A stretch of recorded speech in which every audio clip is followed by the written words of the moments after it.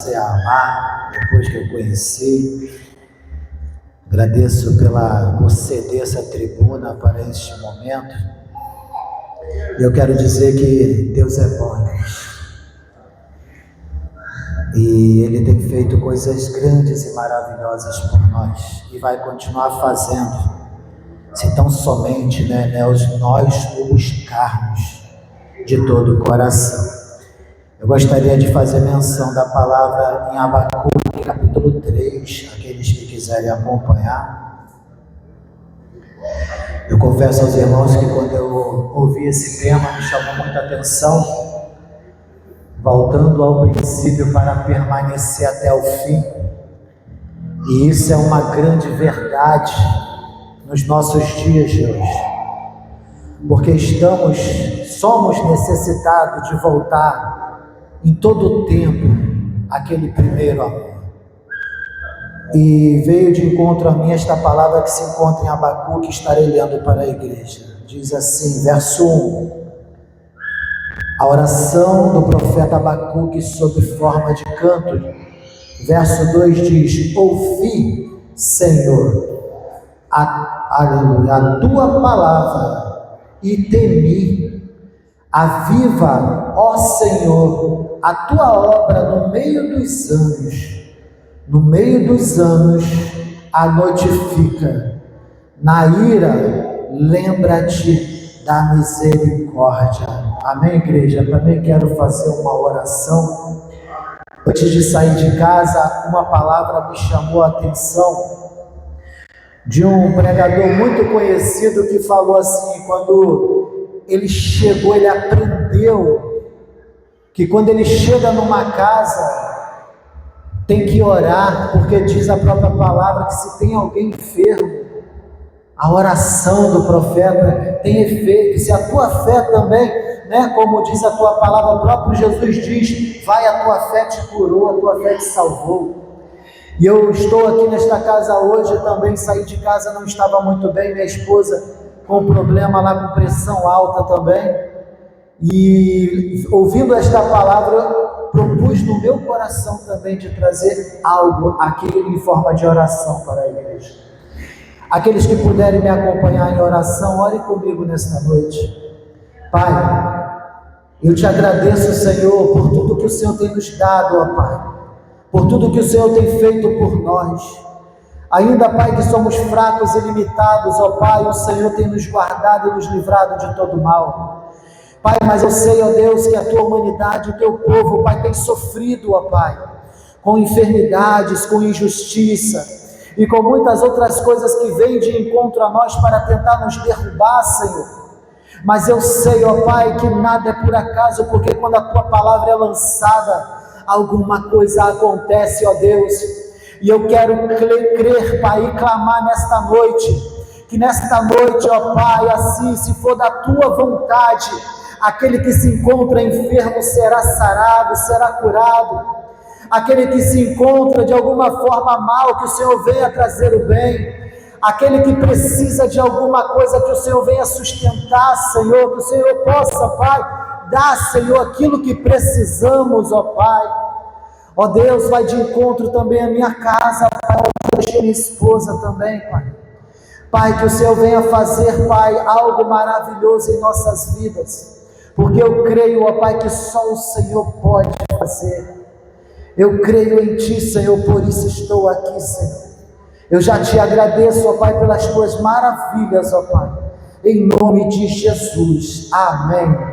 Amém, igreja? Eu quero dizer que quando o pastor me comunicou sobre essa palavra, eu pensei que era mês passado. E eu comecei ali a meditar nesta palavra. Aí depois que eu fui ler a data no banner, falei, não, mês que vem ainda. Mas deu bastante tempo para ir mastigando. Mas o que Deus falava comigo dentro dessa mensagem é algo pequeno, não vou me estender muito. Deus falava simplesmente o seguinte: para chegar até o fim, tem que voltar para o começo. Aí eu falei, falando com Deus, Senhor, me mostra isso, me dá algo forte sobre isso. Aí a palavra me direcionou primeiramente lá para Apocalipse, o primeiro amor. Porque quando nós aceitamos Jesus a primeira vez, quando nós conhecemos a Jesus, tudo é bom, irmãos. Vamos para o monte? Vamos. Vamos para a vigília? Vamos. Vamos para a oração na casa da irmã? Vamos. Vamos para a consagração? Vamos. E não tem barreira, não tem impedimento, não tem limitação. Quando você está ali no seu primeiro amor, você só ouviu um glória, você já está indo atrás, tem um culto ali, tem alguma coisa acontecendo ali. Não é verdade, irmãos? No primeiro amor, você vira cambalhota, você sobe um monte, você desce, e você faz vigília, você ora pelas madrugadas, você jejua, você praticamente ali, aquele irmão que está assíduo mesmo, se deixar ele ler a Bíblia 2, 3 vezes, mas chega em determinado momento, muitos dos irmãos se frustram, se enfraquece, se entristece. Mas eu quero dizer para os irmãos que isso não é culpa de Deus, como muitos têm colocado. Ah, Deus não ouve minha oração, Deus não me cura, Deus não cura meu irmão, quando eu oro nada acontece, porque nós mesmos colocamos barreira entre nós e Deus. As nossas falhas, as nossas concupiscências, os nossos desejos nos afasta da graça e do poder de Deus. Não, presbítero, você está errado, porque eu oro, eu estou na igreja todos os cultos, eu estou ali fazendo minha leitura, eu posto lá na rede social, lá todo dia uma palavra, mas e a sua comunhão com Deus, como é que está? Eu me fiz lembrar sobre a vida do irmão do filho pródigo. O filho pródigo, ele se revoltou, pegou: meu pai, me dá minha herança aí que eu estou saindo, vou ganhar a vida. Mas aquele irmão que ficou em casa, para quem observa, esse é um bom filho, esse é um bom obreiro, está ajudando o pai na obra, está ali daquele jeito, está junto em todo o tempo. Mas a palavra vem nos mostrar que aquele filho estava dentro de casa, mas estava perdido.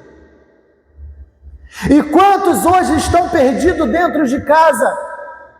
Só porque ouve a palavra todos os cultos, só porque muitos só lê a Bíblia durante a leitura da pregação dentro da igreja. Quantos só ora dentro da igreja e olha que quando chega ali, ajoelha, alguns nem ajoelha direito, uns porque não pode, né? Só encosta um joelho no chão: Senhor, tem misericórdia de mim, amém, amém, já está pronto. São orações que não passam nem do teto, irmãos. A palavra nos ensina, primeiro, quando você vai orar ao Pai, entra no teu quarto de porta fechada e clama em secreto, Deus que está em secreto, ali você chora nos pés do Senhor, e o Senhor ouve a sua oração, ainda que Ele não faça aquilo que você está pedindo, mas Deus, Ele te dá tudo aquilo que você precisa. Porque se eu fosse pedir tudo que eu quero, aleluia, eu iria estar cheio de coisas se Deus me desse. Mas Deus geralmente Ele te dá aquilo, não que você precisa, não que você quer, mas o que você precisa.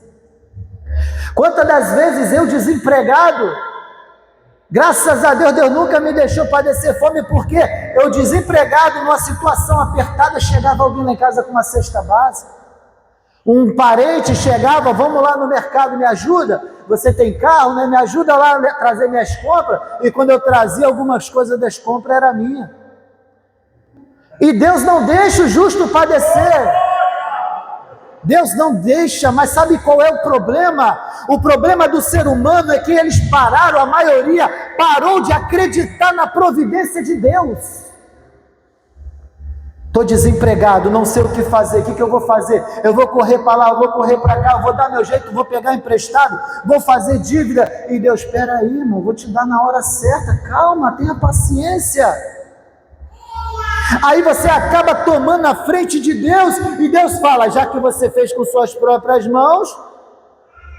Aí o homem está ali, às vezes, muitas vezes endividado, cheio de problema, cheio de situações, porque não confiou no Senhor como se devia. E a palavra de Deus, ela vai nos mostrar aqui no livro do profeta Abacuque, que o povo começou a ir segundo as suas imagens, segundo as suas concupiscências, segundo os seus próprios desejos, fazendo suas próprias vontades. E Deus, Ele é tão bom, irmão, Ele é tão bom, que Ele vai falar, seja feita a tua vontade. Mas olha, eu estou aqui, quando você quiser me buscar de todo o coração, eu estou aqui.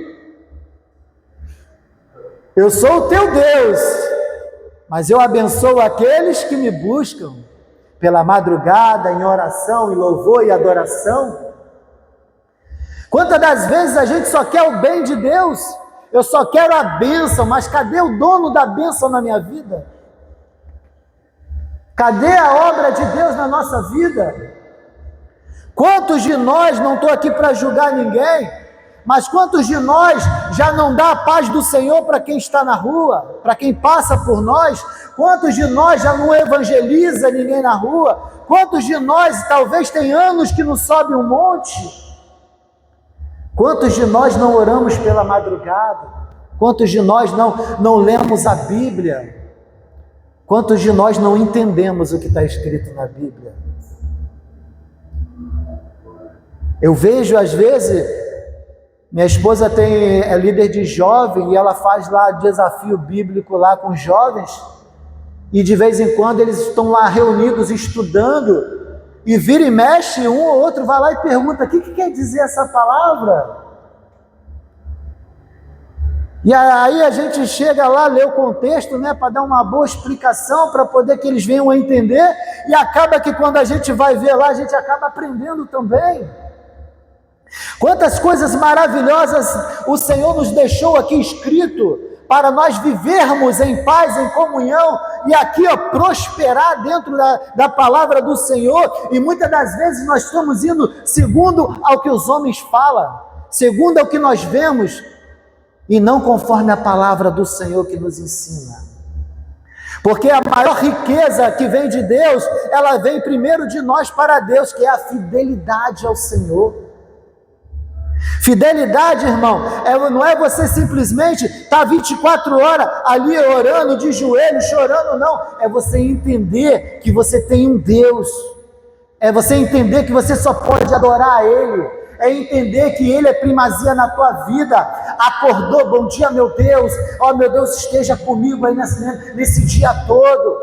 Durante a sua ida para o trabalho, vai louvando, volta louvando. Igual quando eu trabalhava de carteira assinada, eu abria a minha Bíblia dentro do ônibus, eu ia de um ponto a outro lendo a Bíblia. Alguns passavam, ficava de olho assim, talvez de repente era até crente falando, poxa, eu podia estar fazendo isso também. Quantos de nós, irmãos, estamos aqui, como diz a oração de Abacuque, nos meios dos anos, nós estamos enfraquecendo a nossa fé. E eu pergunto à igreja hoje, não precisa de resposta, quantos de nós aqui nos sentimos fracos hoje? Eu estou dentro da igreja agora, mas quantos não sente, ou não entende, ou não percebe? Será que Deus está me ouvindo? Será que a minha oração está passando do teto? Será? Como é que está? Se você perguntar a Deus agora na sua mente, como é que está, Senhor, a minha vida com o Senhor agora? Se o Senhor vier me buscar agora, eu subo. Se o Senhor vier agora, será que a minha mente está ligado no culto, na pregação, na palavra, ou eu estou ligado lá fora, que ainda tem que talvez fazer uma janta, dormir para acordar amanhã, ou meus filhos, eu não sei como é que está, ou coisa do tipo, se desligando do foco. Não que seja errado fazer isso, irmãos. Mas eu digo, se você está aqui dentro, Deus está cuidando do seu lá fora. Nós temos que aprender a confiar mais em Deus. Quantas das vezes eu passando por situação, e do nada a providência chega, às vezes em cima da hora, e eu aprendi a não contender mais com Deus. Se a bênção chegar, amém, Deus me abençoou. Se a bênção não chegar, amém também, está na providência de Deus. Trabalho hoje por conta própria. Eu dependo dos meus clientes. Às vezes chega na data do pagamento de um cartão ou de uma fatura ou coisa do tipo, às vezes em cima da hora, nos últimos minutos, aparece aquilo que falta para poder completar o que tem que ser feito. Às vezes também não chega, mas eu vou falar: Deus, cadê você nessa hora? E nas outras horas, não vou agradecer a Deus pela providência? Eu quero dizer, irmãos, que infelizmente para nós, nós queremos o já, o agora, mas Deus não trabalha dessa maneira. Deus manda a providência na hora certa, no momento certo e do jeito que Ele quer, não é do jeito que nós queremos. Então, se você está passando por um momento de necessidade, dificuldade, entrega nas mãos do Senhor, mas não só entrega não, entrega e o busca, o clama, ora, jejua, faça a diferença. Se Deus te abençoar, Ele é Deus, te abençoou. Se Deus não te abençoar, Ele continua sendo Deus. Que darei eu a Deus? Que dará o homem a Deus? Por todos os benefícios. Quantas das vezes Deus te livrou? Quantas das vezes Deus te curou? Quantas das vezes Deus te guardou? Que você nem soube. E eu agradeço a Deus por todos os livramentos que eu já tive sem eu mesmo saber. Porque se eu soubesse, eu poderia me escandalizar, me revoltar ou coisa do tipo. Mas quando Deus te livra de algo grande ou o que seja, mas sem você perceber, você não se revolta, não se entristece, sabendo que Deus te livrou, mas aquele que provocou, você pode se irar contra ele, se revoltar. E aí o teu sentimento vai errado contra alguém ou contra alguma coisa. E Deus ali, cuidando de você. Não, eu estou cuidando de você. Eu prefiro que você não veja esse livramento que eu estou te dando, porque o teu coração ainda está sendo trabalhado. Quantos de nós não conseguem absorver o impacto que possa acontecer em nossas vidas, em questão de receber um livramento, que nós talvez nos escandalizaríamos? E Deus te livra dessas coisas, irmãos. Deus, Ele é tão tremendo, é minucioso nas tuas palavras, que se você pegar a palavra de Deus e começar a meditar ela direitinho, você vai ver que desde lá do princípio, Ele já deu exemplo das coisas que estão acontecendo hoje nas nossas vidas. O profeta Abacuque falou: Senhor, reaviva-nos no meio dos anos. Por quê? Porque no meio dos anos nós nos enfraquecemos. A vida, a luta cotidiana, tudo que acontece em nossas vidas vai nos enfraquecendo. Quantos falam, por exemplo: hoje eu não vou ir para a igreja não, todo dia tem culto. Hoje eu estou cansado, hoje eu não vou orar não, hoje eu estou cansado, eu não vou ler não. Isso são coisas pequenas, irmãos, que nós muitas das vezes deixamos de fazer, que entristece a Deus em algum momento, porque Ele está te abençoando 24 horas por dia, e às vezes nós, durante um dia todo de 24 horas, alguns nem lembram que o Senhor existe.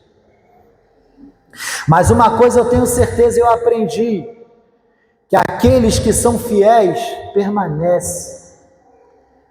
Não que porque a igreja está aqui com menos gente do que talvez no culto eventual, muitos não estão aqui, mas muitos poderiam estar e não vieram também. Quantos moradores aqui dos bairros não sabem que está tendo aqui essa festa gloriosa que é para Deus e poderiam estar aqui uma horinha, meia horinha que seja?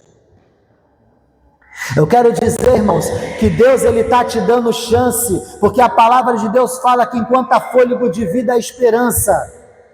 Então, enquanto você tem fôlego de vida, Deus está te dando esperança para a sua salvação, e é para você, o que você faz é para você. Porque você pode falar: eu estou aqui adorando para Deus. Não, você só está devolvendo algo que Ele já te deu primeiro. Ele já te abençoou, você só está agradecendo.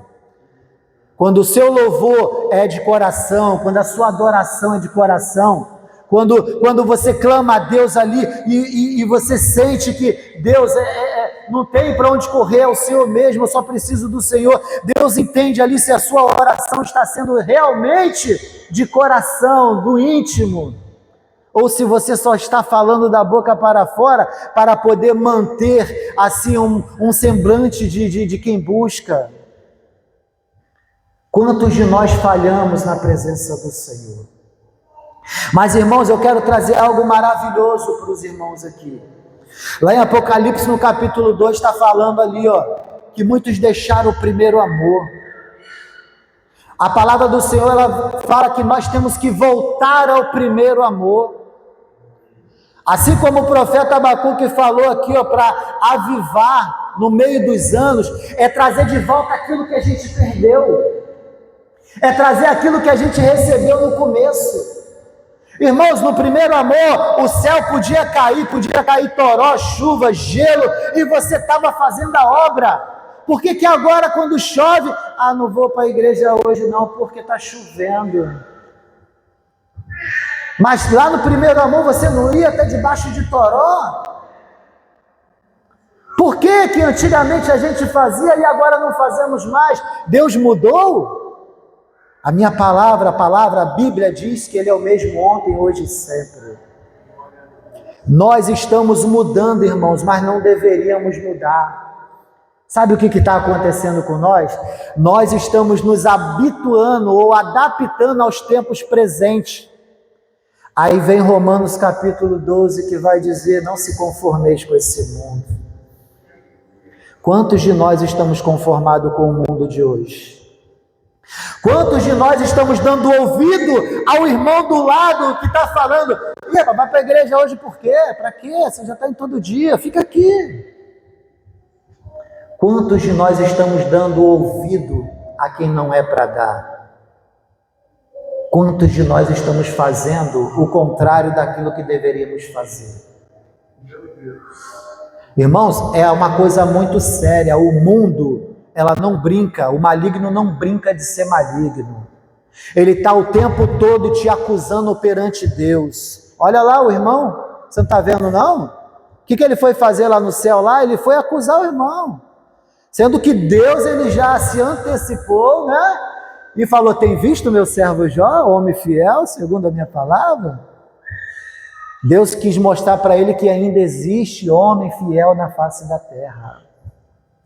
Mas se Deus deixasse ele falar, ele estaria acusando, olha lá Fabiano, está errando, não está lendo a Bíblia, não tá jejuando, olha lá fulano ali, está fazendo coisa errada, olha o outro lá, está fazendo isso e aquilo. Deus sabia, na sua sabedoria, que se ele deixasse o diabo falar primeiro, ele ia acusar metade do povo. Mas Deus falou, ei, você está vindo aqui para acusar, eu vou te mostrar quem desiste fiel. Senhor, você dá tudo para ele, vai lá, toca e tira tudo que ele tem. O irmão, o pastor aqui até pregou sobre Jó. Eu fico triste um pouquinho com a vida de Jó, apesar de um grande exemplo nas nossas vidas. Ele teve que perder tudo para dar exemplo para nós, o que é ser fiel. E quantos de nós, por causa de uma topada, deixa de ser fiel? Quantos de nós, por causa de um probleminha, deixa de ser fiel? O que é ser fiel, irmãos? Não é estar 24 horas dentro da igreja, mas é estar 24 horas ligado com Deus, na sua mente, no seu coração, no seu louvor. É você estar em tempo e fora de tempo buscando a Deus. Eu quero dizer que o crente fiel, ele vem para a igreja não por obrigação ou porque alguns pastores falam, você tem que vir para a igreja senão não vai ter oportunidade, você tem que vir para a igreja porque senão você não vai participar mais do grupo. O crente fiel, ele vem para a igreja porque ele vem para adorar a Deus. Se tiver oportunidade, amém, se não tiver, amém também. Porque o crente fiel, ele não está simplesmente só ali agarrado nas coisas dentro da igreja, mas está agarrado nas coisas de fora também. A palavra nos mostra que quem gera a ovelha é ovelha. Pastor está aqui dentro da casa, cuidando dos novos convertidos, cuidando do ensinamento. Nós, como ovelhas, temos que estar lá fora, trazendo perdidos para a casa do Senhor para ser cuidado, como uma vez nós também fomos. Quantos de nós, irmãos, estava lá perdido no mundão e alguma hora, algum momento, alguma situação nós fomos achados por Cristo. E assim Cristo nos aceitou. Porque nós falamos, né? Vamos aceitar Jesus hoje? A palavra do Senhor vai falar que todo aquele que o Pai dá ao Senhor, de maneira nenhuma ele lançará fora. Nós somos dados a Ele primeiro. Ele conhece o nosso coração, Ele conhece a nossa estrutura. Ele sabe como é que está o teu coração. Ele sabe se verdadeiramente o que você está fazendo de coração ou não. Eu quero dizer, irmãos, que grande é a seara lá fora e poucos são os trabalhadores. E muitos só querem trabalhar dentro da casa do Senhor e estão esquecendo do mundo lá fora. Eu me lembro de um irmão que aceitou Jesus várias vezes enquanto eu pregava. Graças a Deus hoje ele está na presença do Senhor. Mas se não tivesse insistido, se não tivesse ali insistido numa alma, será que talvez haveria chance dele ter aceitado Jesus e estar na presença do Senhor? E quantos de nós estamos deixando de pregar a palavra dentro da nossa família, dos nossos familiares? Só porque o parente ali não quer saber, a gente deixa de falar de Deus. Você já reparou que tem crente que ele prega para quem, apesar que, né, é mais fácil pregar para quem nunca foi crente também, né? Mas quantos preferem pregar para o da rua do que pregar para o de casa? Porque a palavra diz que profeta de casa não tem honra. Se você faz a vontade de Deus, se você cumpre a vontade de Deus, a tua honra está com o Pai. Podem falar o que falar, eu quero finalizar aqui, não vou me estender muito. Aleluia, que tem muitas pessoas que estão procurando os aplausos, o tapinha nas costas, mas Jesus Cristo falou: se me perseguiram, também perseguirão a vós. E eu quero dizer que se tiver tudo bem na tua vida, tem alguma coisa errada com você. Porque, irmãos, aquele que faz a vontade de Deus é perseguido.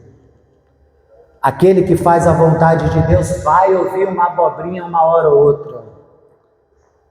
Mas quando você se sentir perseguido, quando você vê alguém ali, às vezes pegando no teu pé, saiba que você está acertando de alguma maneira. Aleluia. Irmãos, como o profeta falou, o Senhor aviva a tua obra no meio dos anos. Nesse momento agora, se você está se sentindo fraco, retome aquele primeiro amor do começo. Comece a buscar, comece a orar, comece a jejuar, clama ao Senhor pela providência, clame ao Senhor pela mudança que você precisa e peça a Ele: Senhor, eu quero ser canal de bênção para alguém, eu quero ser instrumento para a vida de alguém, eu quero, Pai, fazer a diferença, Senhor, eu quero me sentir, ó Pai, de uma forma que eu seja válido para alguém. Uma vez, eu me lembro quando eu estava no primeiro amor, eu saía dando palavra de bênção para todo mundo. Era assim. Eu trabalhava lá em Alcântara, uma senhora vindo de cabeça baixa, mas eu sentia aquele desejo de falar algo para aquela senhora. E quando ela se aproximou, eu falei assim: olha, o que Deus tem preparado para você é bem maior do que você pode contemplar. A senhora começou a glorificar no meio do Alcântara, e ela virou e falou assim: ó, essa é a resposta que eu esperei de Deus o dia todo. Seja canal de bênção para alguém, seja a resposta de Deus para alguém. Faça a obra, faça a vontade de Deus, deixa Deus te usar, permita que o Espírito Santo te use para alguém, porque, irmãos, é só fazendo a obra do Senhor que a gente se sente vivo na presença do Senhor. E o mundo todo pode cair lá fora. Se você for fiel ao Senhor, você estará guardado no esconderijo do Altíssimo. Amém, irmãos? Que Deus continue abençoando a vida de cada um. Guarde esta palavra. Que seja a vontade de Deus em nossas vidas, em nome de Jesus.